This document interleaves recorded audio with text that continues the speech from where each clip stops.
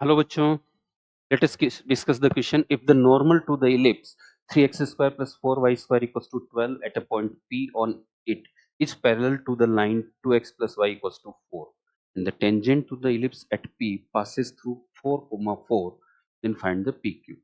पूरे क्वेश्चन को पढ़ने के बाद एक बात समझ में आती है, क्यों हमारे को गिवन है, हमें P के कोऑर्डिनेट निकालने हैं।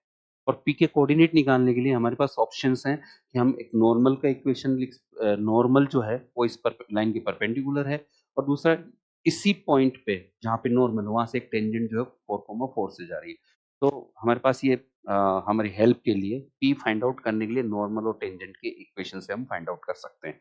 हमें क्या क्या जरूरत पड़ेगी इस क्वेश्चन को सोल्व करने के लिए, कि अगेन हम कह सकते हैं कि नॉर्मल और टेंजेंट टू इलिप्स उनकी जरूरत पड़ेगी हमको, राइट, इस क्वेश्चन को सोल्व करने में। ठीक है, लेकिन उससे पहले जो मैं पॉइंट पी जो है पैरामेट्रिक कोऑर्डिनेट ले लेता हूं, तो और मेरा क्वेश्चन कैलकुलेशन को बचा देगा।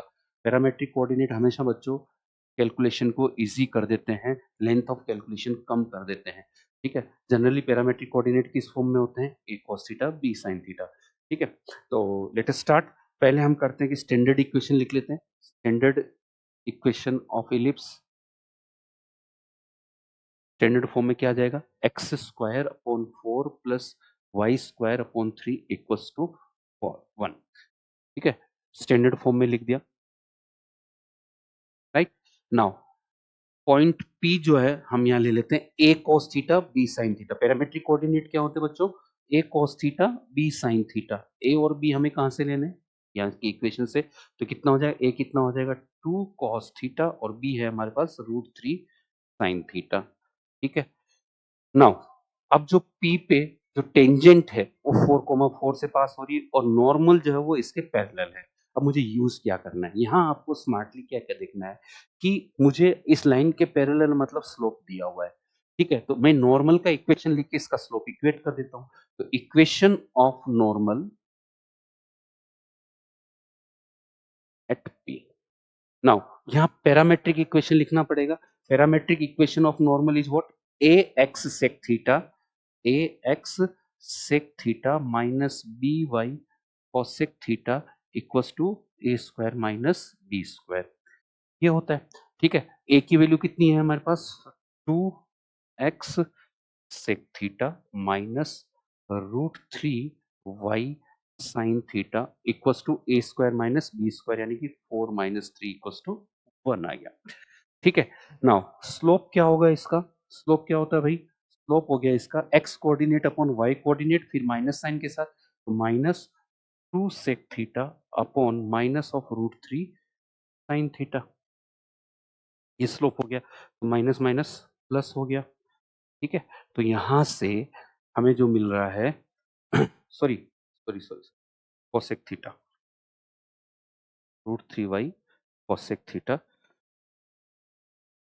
√3 कोसेक थीटा। ठीक है, ये स्लोप हो गया, और ये इसके पैरेलल है।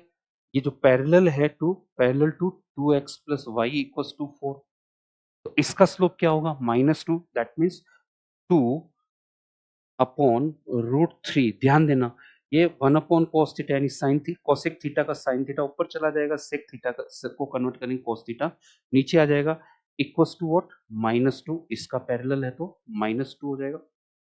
ठीक है, सॉल्व करते हैं इसको, तो टेन थीटा मेरे पास कितना आ गया, टेन थीटा आ रहा है मेरे पास माइनस ऑफ √3। टेन थीटा कितना आ गया, minus of √3। That means theta will be what, तो सेकंड क्वाड्रेंट होगा 2π/3। सेकंड क्वाड्रेंट में होगा तो थीटा कितना हो जाएगा, 2π/3।